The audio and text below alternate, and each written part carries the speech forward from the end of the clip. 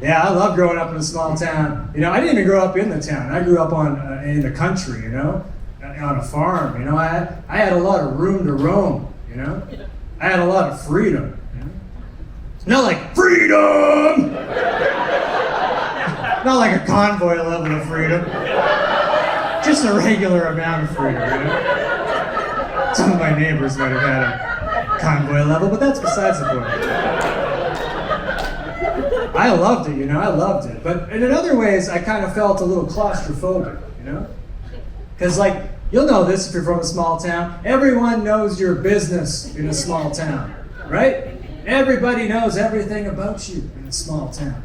Like, you can't be anonymous, right? Like, if that group Anonymous was located in a small town, everybody would know who they were. It's probably Jeff, he's good with computers. Who else could it be? I try to explain to my friends what that feels like, you know? Everybody knowing everything, you know, that pressure. And honestly, it's still bearing down on me, that small town pressure. Because every time I go back home to visit my parents, because they're still back there, when I'm there, say I pop into the town bar, I'm gonna have to run into my annoying cousin, my high school bully, and my jilted ex-lover. That's just one person.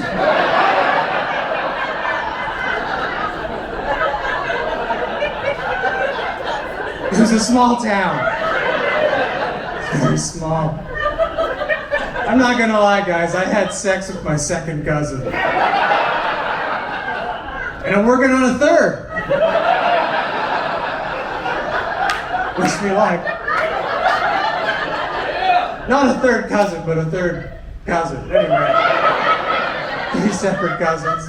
You've never seen my cousins, don't judge me.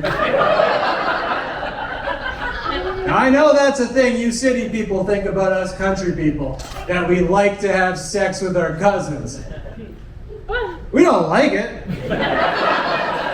The mayor says we have to do it to keep the town alive. Everyone's got to do their part, he says. Have a little civic pride, he says. Sex your cousin, please. It's the only way to keep the town going. No, we weren't that backwards, but we were a little bit. Like, my town was very Christian, you know? Very Christian and very conservative, very conservative.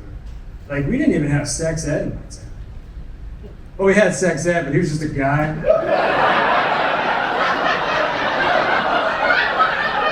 He was just a guy named Ed who had a lot of sex, and we called him sex ed. He's like, hey, you see him on the street, sex ed, you fucking? He's like, yeah, I'm fucking, I'm sex ed. Jesus, that's my name.